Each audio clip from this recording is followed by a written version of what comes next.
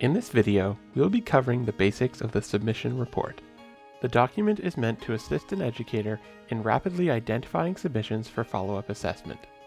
We cannot stress the importance that nothing can replace the intuition and understanding of a good educator.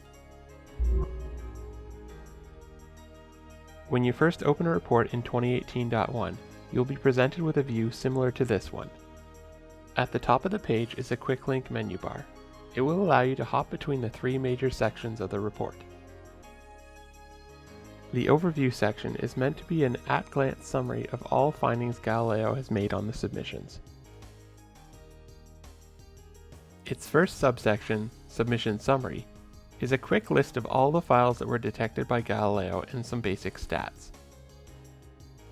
In the case of this group of submissions, there are 45 total submissions, of which 42 were processed. By clicking on the different sections, I am able to determine that the reason for the discrepancy was there are 3 hidden files included in the submissions. 7 submissions have been flagged for possible violations of academic integrity. Learning to effectively read the check summary section will save you time and money. This is where your eyes should be looking first when viewing a report. Quick access buttons are visible for any flags that may have been raised. The number on the button indicates the number of submissions which were flagged for the particular check. In the case of this report, you can see that 5 submissions were flagged for content comparison issues, and 2 were flagged as having the same last modified by metadata. The coloring of the buttons indicates the severity of the particular flag. We use a 3-color scheme throughout the report. Red items are things that need to be addressed and reviewed further by an educator. Yellow items are things that should be looked at, however, may not be as bad as it would seem after review by an educator.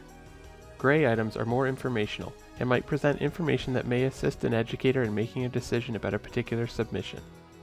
By clicking on the Meta Last Modified By button, I am immediately presented with a list of the submissions in question. I can see here that the Meta Last Modified By was reported in 2 assignments as having been admin.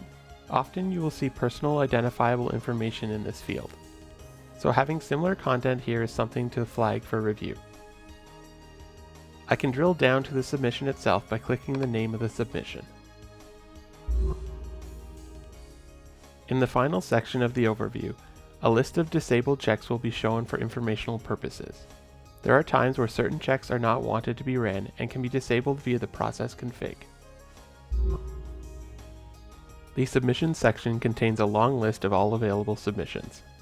The makeup of an item in this list consists of a header with path information of that particular submission. The submission info is file level information used while processing. This information is not editable by students. The meta information is buried in the internals of a submission and is not easily accessed.